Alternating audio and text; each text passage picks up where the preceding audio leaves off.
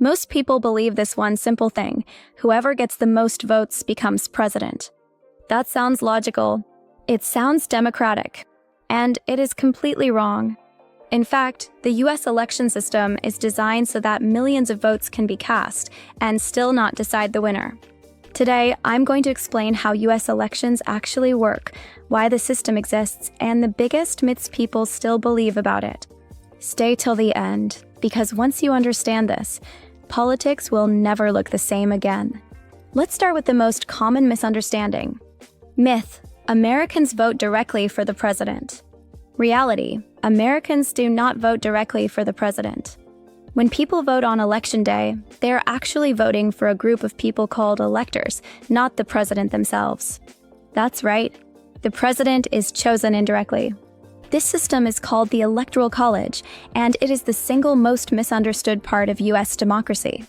The Electoral College is a system where each state is assigned a certain number of electoral votes. That number is based on how many representatives the state has in Congress, plus 2 senators for every state, no matter how small. This means large states have more electoral votes. Small states still get a minimum amount of power. In total, there are 538 electoral votes. To become president, a candidate must win at least 270. Not the most individual votes. 270 electoral votes. That's the real finish line. Here's where things get controversial. A candidate can win millions more individual votes and still lose the election. Why? Because most states use a winner-take-all system. If you win a state by 50.1%, you get 100% of its electoral votes. 80%? Still 100%. Lose by 1 vote, you get 0.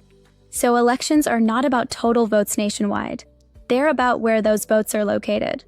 This leads to another misunderstanding. People ask, why do politicians only campaign in a few states?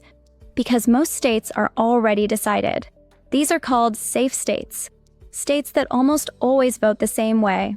Then there are swing states, states where elections are extremely close. Winning just a few swing states can decide the entire election. That's why a small number of voters in a small number of states can determine the outcome for the entire country. So why does the US use such a complicated system? The system was created to balance power between large and small states, prevent a few big cities from deciding everything, and force candidates to appeal to different regions. Whether the system is good or bad is still debated today, but understanding it is more important than arguing about it. Let's quickly clear up a few myths. Every vote counts the same, not exactly. State weight matters. The popular vote decides the winner, it does not. The system is simple, it is intentionally complex. Only election day matters, legal processes after election day are also critical. Understanding this system explains why election nights take days, why legal challenges matter, and why margins in one state can dominate headlines.